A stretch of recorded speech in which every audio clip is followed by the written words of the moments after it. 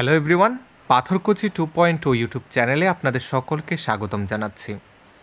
Previous 3টি ভিডিওতে আমরা 2025-এ যে ট্যাট হয়েছে সেই ট্যাটের 30 কোয়েশ্চেন অ্যানালাইসিস করেছি উইথ অপশন। যারা দেখেছেন তাদের বেনিফিট হবে। চলুন আজকে শুরু করতে যাচ্ছে 2022-এ যে ট্যাটের এক্সাম গেছে ওই ট্যাটের এক্সামের সিডিপি পোর্শনের কোয়েশ্চেনগুলো অ্যানালাইসিস করব। সেমভাবে আমরা এটাকে 3টি পার্টে বিভক্ত করব। আজকের ভিডিওতে 2022-এর 10টি কোয়েশ্চেন অ্যানালাইসিস করা হবে। প্রথম যে কোয়েশ্চেনটি মেনশন করা হয়েছে বৃদ্ধি এবং বিকাশের হার, the rate of growth and development is অভিন্ন নয়, অভিন্ন, প্রকৃতিগতভাবে সম্পূর্ণ বিপরীত, উপরের কোনোটি নয়। Not uniform, uniform, totally opposite in nature, none of the above. প্রকৃতিগতভাবে সম্পূর্ণ বিপরীত হবে না। কেন হবে না প্রকৃতিগতভাবে সম্পূর্ণ বিপরীত? কারণ বৃদ্ধি এবং বিকাশ একে অপরের উপর নির্ভরশীল। বৃদ্ধি হচ্ছে বিকাশের কারণ আর বিকাশ হচ্ছে বৃদ্ধির একটা ফলাফল। অর্থাৎ বিকাশটাকে যদি আমরা অ্যানালাইসিস করি, বিকাশ বিভিন্ন দিকের হয়ে থাকে। Physical development, moral development, mental development, language development, emotional development, বিভিন্ন দিকের বিকাশ রয়েছে। কিন্তু বৃদ্ধির সেক্টরটা একটা সেক্টর যেটা গ্রোথকে নিয়ে ডিল করছে, মানুষের উচ্চতা ওজন বেড়ে যাওয়া নিয়ে ডিল করছে। সুতরাং একটার সঙ্গে আরেকটা রিলেট থাকার দরুন তারা প্রকৃতভাবে সম্পূর্ণ বিপরীত হবে না, তারা অভিন্ন বা সমরূপ, অর্থাৎ একই রকম সেটাও হবে না। বৃদ্ধি এবং বিকাশ তাদের মধ্যে বৈপরীত্য না থাকলেও তারা সমরূপ নয়, তাদের মধ্যে কিছু পার্থক্য রয়েছে। কি পার্থক্য? যে বৃদ্ধি ডিল করছে হচ্ছে ফিজিক্যাল যে চেঞ্জেস অর্থাৎ বায়োলজিক্যাল চেঞ্জেসের উপর, আর বিকাশ ডিল করছে অল রাউন্ড, অর্থাৎ একটা মানুষের 360 ডিগ্রি সম্পূর্ণ কিছু দেখছে হচ্ছে বিকাশ। সুতরাং আমরা যদি দেখি বৃদ্ধি এবং বিকাশ অভিন্ন নয়। অভিন্ন নয় মানে কি? ভিন্ন, অর্থাৎ বৃদ্ধি এবং বিকাশ নট ইউনিফর্ম, তারা একই রকম নয়, তারা ভিন্ন প্রকৃতির। এই হচ্ছে 1 নম্বর কোয়েশ্চেনের আনসার। 2 নম্বর যে কোয়েশ্চেনটি রয়েছে, 2 নম্বর কোয়েশ্চেনে মানব জীবনের বিকাশের কথা উল্লেখ করা হয়েছে। মানব জীবনের বিকাশ অনিশ্চিত হবে না। মানব জীবনের বিকাশ কি করে অনিশ্চিত হয়? আনসার্টেনিটির মধ্যে এটা চলে না। একটা শিশুকে দেখে পর্যবেক্ষণ করেও আমরা বলতে পারি শিশুটির বিকাশ কেমন হতে পারে। এটা অনুমানযোগ্য নয়, এটাও বলতে পারি না, কারণ যখন আমরা পর্যবেক্ষণ করে বলতে পারছি তার মানে অনুমান করা সম্ভব হচ্ছে। তার মানে C number option, human development is predictable, অর্থাৎ সেটাকে অনুমান করা যায়। এবার 3 নম্বর কোয়েশ্চেন যেটা রয়েছে, গড়পড়তা হিসেবে অন অ্যান অ্যাভারেজ জন্মের সময় একটি মানব শিশুর পরিমাপ, at birth a human baby measures about, এখানে তার হাইটের কথা এবং ওয়েটের কথা বলা হয়েছে যখন সে জন্মগ্রহণ করে, মোটামুটি 1 বছরের মধ্যে। তো এখানে টিআরবিটি অপশনে ডি নাম্বার চুজ করেছে। এবার ডি নাম্বার কেন চুজ করেছে সেটা আমি আপনাদেরকে ডিফাইন করে বলছি। একটা স্ক্রিন দেখছি, স্ক্রিন দেখেই আমি আপনাদের বলছি বিষয়টা।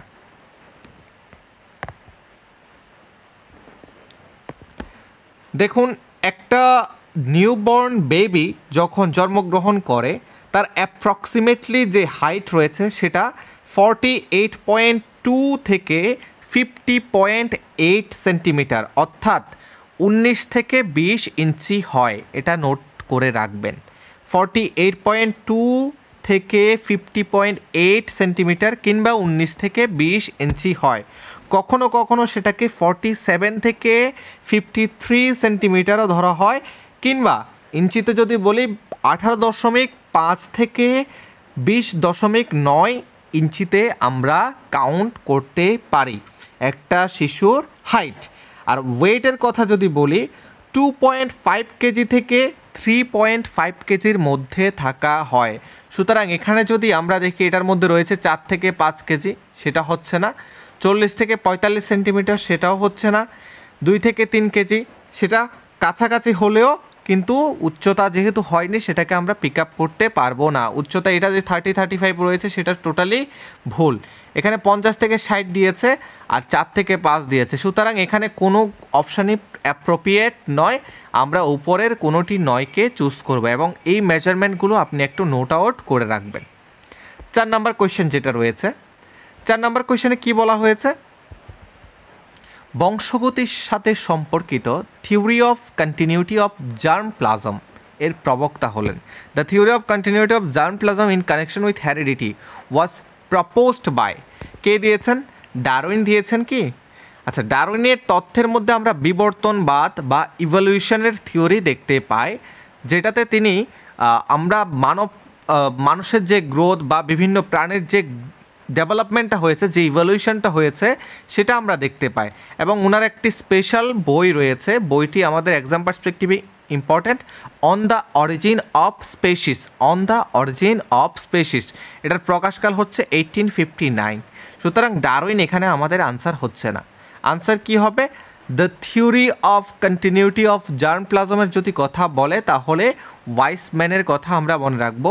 প্যাভলভ আমাদের ক্লাসিক্যাল কন্ডিশনিং বা প্রাচীন অনুবর্তন তথ্যের সঙ্গে যুক্ত, আর তার পাশাপাশি এদের কেউই নন্ত হবে না, কারণ ওয়াইসম্যান হচ্ছে আমাদের আনসার।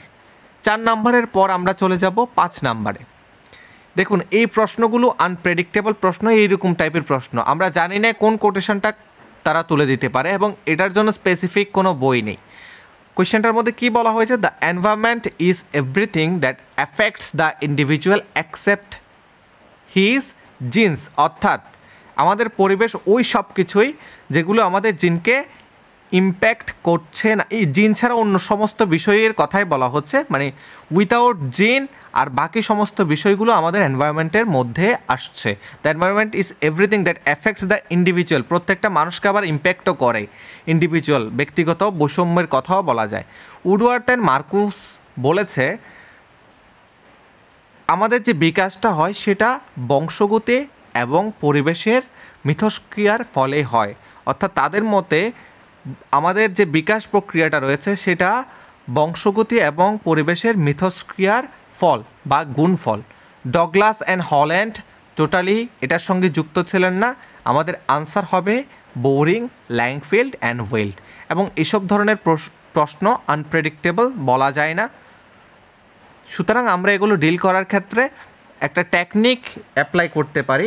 অপশান যেগুলোকে আমরা আমাদের যে প্রশ্নের মধ্যে থাকে, যে কোয়েশ্চেনগুলোকে আমরা মার্ক আউট করতে পারি না, সেগুলোকে একটা মাত্র অপশানে চুজ করা, যেমন সি সি সি সি হলে C C, B B B B হলে বি কন্টিনিউ চলে যাওয়া। তো সেরকম করে আমি হলে সি প্রেফার করতাম, আর সি হলে সেটা হয়ে যেত। 5 নাম্বারের পর 6 নাম্বার। 6 নাম্বার কোয়েশ্চেনটি কী বলেছে? লেভ সেমিয়ানোভিচ ভাইগোটস্কি কোন দেশের ছিলেন? সুইস মনোবিজ্ঞানী হবেন না, সুইস মনোবিজ্ঞানী হচ্ছেন জিন পিয়াজে। সুইস মনোবিজ্ঞানী হচ্ছেন জিন পিয়াজে, যিনি নিজেকে জেনেটিক এপিস্টোমোলজিস্টও বলতেন। জার্মান মনোবিজ্ঞানী হবেন না, কারণ জার্মান মনোবিজ্ঞানীদের মধ্যে আমরা পড়েছি কোহলার, কাফকা, ওয়ার্দিমার, এই 3 জনের নাম পড়েছি যারা সমগ্রতাবাদ বা গ্যাস্ট্রাল থিওরি দিয়েছেন।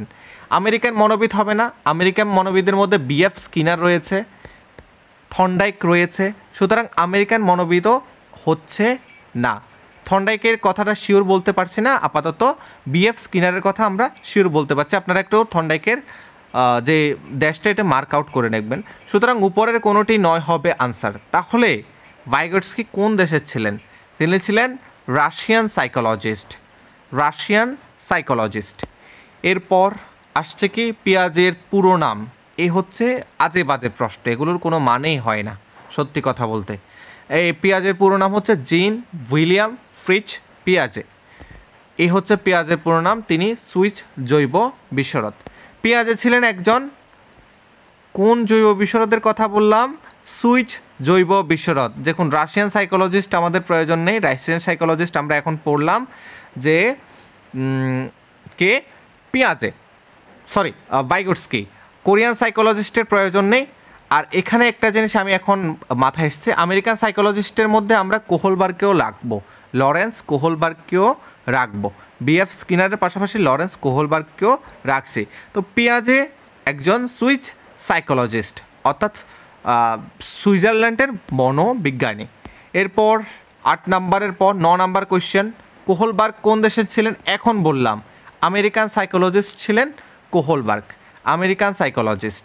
এরপর এখানে আমরা স্পিয়ারম্যানের নাম মনে রাখতে পারি, ব্রিটিশ মনোবিজ্ঞানী, আবার স্পিয়ারম্যানের কথাও মনে রাখতে পারি। কোহলবার্গের পুরো নাম কি? লরেন্স কোহলবার্গ হচ্ছে কোহলবার্গের পুরো নাম। এই গেল আমাদের 10টি কোয়েশ্চেন।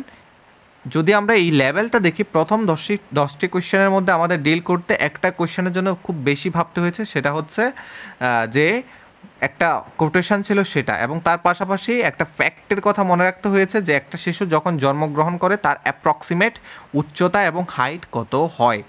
নেক্সট পোর্শনে আবার 10টি কোয়েশ্চেন অ্যানালাইসিস করব, আর যেসব ডাটা আমি মেনশন করছি এবং যে কাজটুকু দিচ্ছি সেটা করে নেবেন। Thank you so much for listening.